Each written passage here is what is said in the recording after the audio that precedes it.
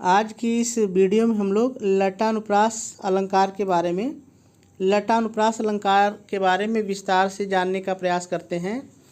जब हमने आपको अनुप्रास अलंकार पढ़ाया था तो वहाँ पे हम लोगों ने देखा था कि वर्णों की आवृत्ति के अलग अलग तरीके होने के कारण जो अनुप्रास अलंकार था वह 5 प्रकार का था, यानी कि अनुप्रास अलंकार के 5 भेद थे, जो क्रमशः मैं फिर से एक बार नाम बता दूं आपको दिमाग में, ताकि रहे कि अनुप्रास अलंकार के कितने भेद या कितने प्रकार होते हैं। तो उसमें पहला था छेकानुप्रास, दूसरा था वृत्त्यानुप्रास, और तीसरा था श्रुत्यानुप्रास, और चौथा था लटानुप्रास, और पांचवा था अंत्यानुप्रास। इसमें से मैं आपको 3 पढ़ा चुका हूँ। छेकानुप्रास, वृत्त्यानुप्रास और श्रुत्यानुप्रास आपको मैं पढ़ा चुका हूँ। आज मैं आपको लटानुप्रास पढ़ाने जा रहा हूँ। चलिए देखिए, सबसे पहले हम लोग परिभाषा को एक बार पढ़ लेते हैं, फिर इसकी उदाहरण के द्वारा व्याख्या करते हैं। जहाँ संपूर्ण पद की आवृत्ति, आवृत्ति का मतलब दोहराया जाना, यानी कोई भी शब्द कितनी बार आया है हम उसको आवृत्ति कहते हैं। ठीक है, जहाँ संपूर्ण पद की आवृत्ति एक बार से अधिक बार हो, एक बार से अधिक बार हो, यानी कोई शब्द एक से अधिक बार आया हो, परंतु अन्वय, अन्वय का मतलब होता है थोड़ा सा परिवर्तन। अभी हम लोग देखेंगे थोड़ा सा परिवर्तन का मतलब क्या है। थोड़ा सा परिवर्तन या फिर तात्पर्य के कारण अर्थ भिन्न हो, वहाँ पर लटानुप्रास अलंकार होता है। चलिए इस चीज़ को उदाहरण से हम लोग देखते हैं।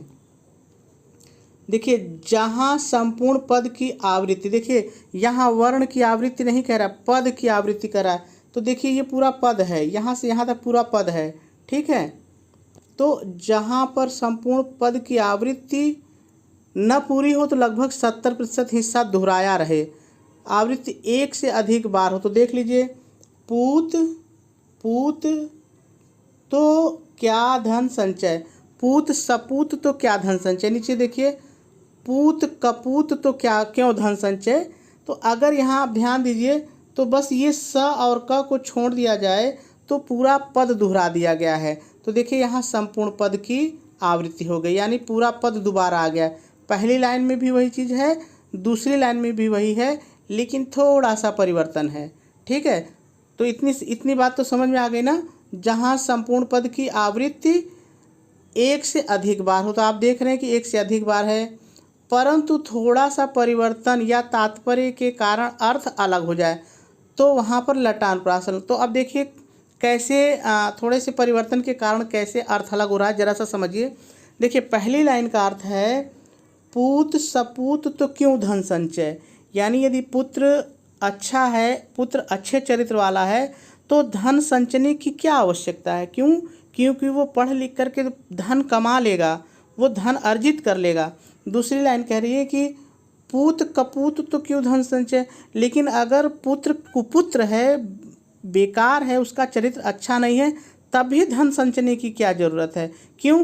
क्योंकि जितना आप धन संच के उसको देंगे, यानी पिता जितना कमा के उसको देगा, वो सब लुटा देगा, सब उड़ा देगा, दारू गांजा शराब अनेक व्यसन में वो पैसे को खत्म कर देगा। तो देखिए अर्थ बदल गया।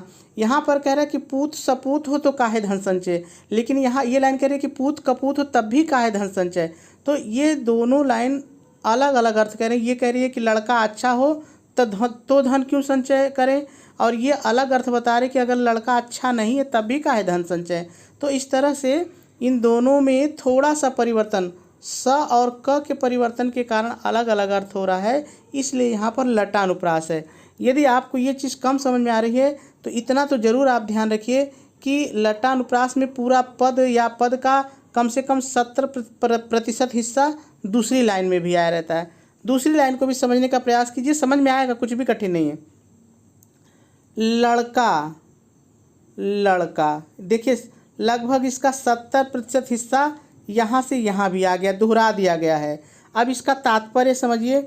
देखिए लड़का तो लड़का ही है, जो यहाँ पे ये लड़का है ना, ये सामान्य लड़के की बात हो रही है। अरे लड़का है, सामान्य अरे लड़का है, लेकिन यहाँ पर कह रहा है लड़का ही है, यानी उसमें कुछ गुण है, उसमें कुछ एक्स्ट्रा क्वालिटी है।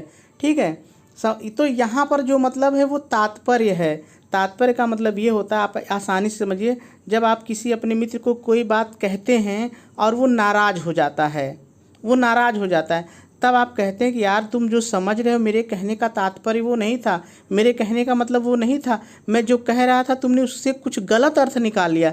तो यहाँ पर वही चीज़ है, देखिए लड़का सामान्य लड़का है, लड़का ही तो है, अरे उसमें गुण है, लड़का ही है, लड़का ही है, ये लड़का है और ये लड़का ही है। तो यहाँ पर जो थोड़ा सा तात्पर्य मतलब है या जो थोड़ा सा परिवर्तन है, इसके कारण यहाँ पे जो अर्थ में भिन्नता आ रही है, इसीलिए यहाँ पर लटानुप्रास है। ठीक है, तो वही परिभाषा कह रही है कि पहली चीज़ पहचानने की, जो पहचानने के का तरीका है कि पूरे पद को देख लीजिए कि उसका ज़्यादा से ज़्यादा हिस्सा दोहराया गया है कि नहीं।